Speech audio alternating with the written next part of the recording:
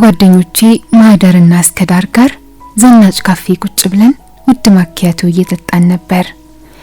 ማኪያቶ አሪፍ፣ ጨዋታው ደማቅ ነበር። መርዴን እስኪነግሩኝ ናሆምና ማርታ ሊጋቡ ነው እስኪሉኝ እንደሰሙ በድንጋጤ ምራቄ ካፌ ያለቀ። በማኪያቶ የሞቀ ሰውነቴ በአንድ ጊዜ ቀዘቀዘ። ሰበብ ደርድሬ ራሴን አመመኝ። ራይድ ጥሩልኝ ብዬ ካሰብኩት በጣም ቀድሜ ተለየኋቸውና ቤት ገባው። ናሆም ሊያገባ ነው? የኔ ናሆም ሊያገባ ነው? ያቺን አብረን እንፎግራት የነበረች ዝንጅብል ቅርጽ ማርታ። ሶፋዬ ላይ ቁጭ ብዬ ጥፍሬን እያኘኩኝ ቅናት ሳመነዥግ ልጆቼ ከባለቤቴ ጋር ከትምህርት ቤት መጡ። እንዴት ዋልሽ?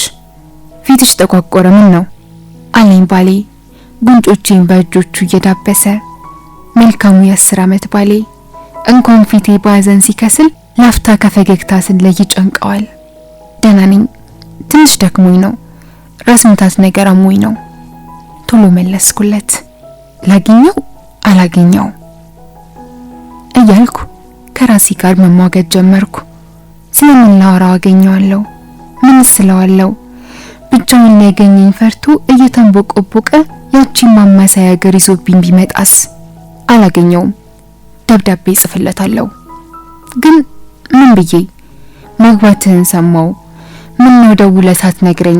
ቢሆንም እንኳን ደስ አለ፣ መልካም ትዳር፣ ማርታንም እንዴት ነሽ? እንኳን ደስ አለሽ በልልኝ። እኔና ሶል ከልጆቹ ጋር ዱባይ ለረፍት ልንሄድ ነው ለ2 ሳምንት። 54 ኪሎ ገባሁ እኮ። በጣም ተጨናነቅ ያለው ብታይ፣ አምሮብኛል፣ መልካም ትዳር ምናምን ብዬ ልጻፍለት? ሳሎን ወርጄ ሽንጠረጅሙን ወረቀትና እስክሪብቶ ይዤ ወደ መኝታ ቤቴ ተመልሼ ደብዳቤን ጀመርኩ። ወደፊት እንጂ ወደ ኋላ የማላውቅ ጠንካራ ሴት መሆኔን አሳየዋለሁ። በትዳሬ ፍጹም የረጋው መልካም እናትና ፍጹም ደስተኛ ቀጭን ሴት መሆኔን የሚያመላክት ደብዳቤ መጻፍ ጀመርኩ።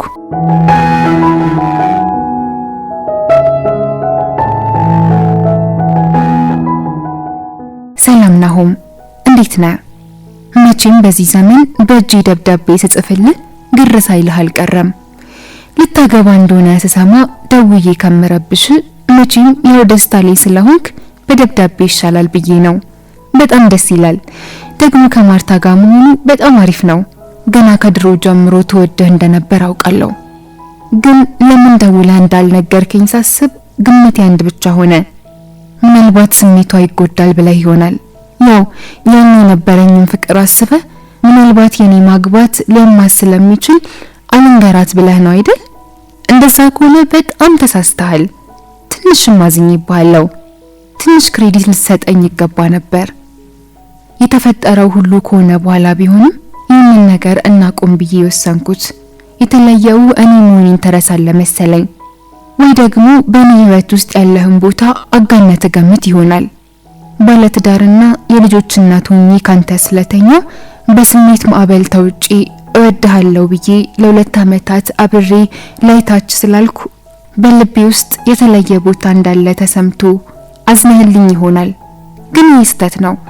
በተደጋጋሚ ነግሬህ ነበር፣ ቦታህን አመላክቼህ ነበር። አሁን ግን ማግባቴ ልቧን ይሰባብረዋል ብለህ ማሰብህን ስገምት ላስታውስ ፈለኩኝ። ናሆም፣ አንተ እኮ ደካማ በነበርኩ ቀናት የሰራው ስህተት ነህ። በረጅም የህይወቴ መጽሐፍ ውስጥ ቢበዛ አንዲት የማትረባ ገጽ ነህ። ብፈልግ ቡጭቅ አድርጌ ልጥልህ እችላለሁ፣ ስፈልግ ገረጣጥዬ ላወጣህ እችላለሁ። የማትረባ አንዲት መናኛ ገጽ ነህ። መጽሐፉ ደግሞ ባሌና ልጆቼ አብረን የገነባነው ቤትና ህይወቴ ናቸው። አሁንም መሽቶ በነጋ ነግቶ በመሸ ቁጥር ስላንተ ማሰብ የምቆዝም መስሎ ከተሰማ በጣም ተሳስተሃል። ልጆቼን ከትምህርት ቤት ሳመጣ በየትራፊክ መብራቱ የመኪና መሪ ይዤ የማይረሳ አስተሳሰምህን እያሰብክ የምብሰለሰል እንባ ባይኔ ሞልቶ ከኋላ የቆሙ መኪኖች በጥሩምባ ሂጂ ብለው እስኪያንባርቁብኝ ድረስ የት እንዳለው የምረሳ ከመሰለ እጅግ ተሳስተሃል። ዛሬ ድረስ ከባሌ ጋር ፍቅር ስሰራ ስሜት ካፌ እንዳያመልጠኝ የምታገል ፀሐይ እንዳትወጣ የተመኘሁባቸው እነዛ ካንተ ጋር ያደርኩባቸው አጭርና የሚጣፍጡ ሌሊቶችን እያሰብኩ እንባዬን የማበስ መስሎ ከሆነ ናሆም በጣም ተሳስተሃል። አንተ እኮ ደካማ በነበርኩ ቀናት የሰራው ስህተት ነህ። በረጅም የህይወቴ መጽሐፍ ውስጥ ቢበዛ አንዲት ማትረባ ገጽ ነህ።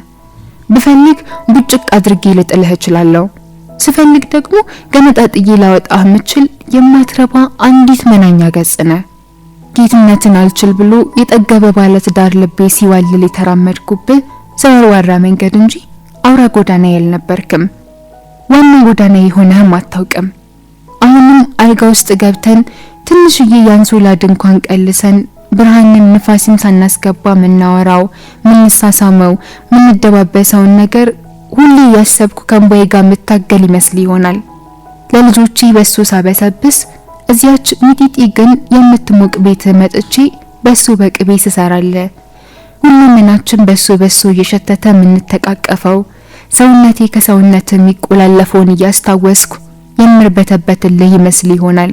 ግን ተሳስተሃል። አንተ እኮ ድንገተኛ እንቅፋት፣ ጊዜያዊ ፌርማታ እንጂ ዘላቂ ማረፊያ ያልነበርክም። አንተ እኮ ደካማ በነበርኩ ቀናት የሰራው ስህተት ነህ። በሙሉ ጊዜ ህይወቴ ውስጥ የነበርክ የትርፍ ጊዜ ስራ ነህ።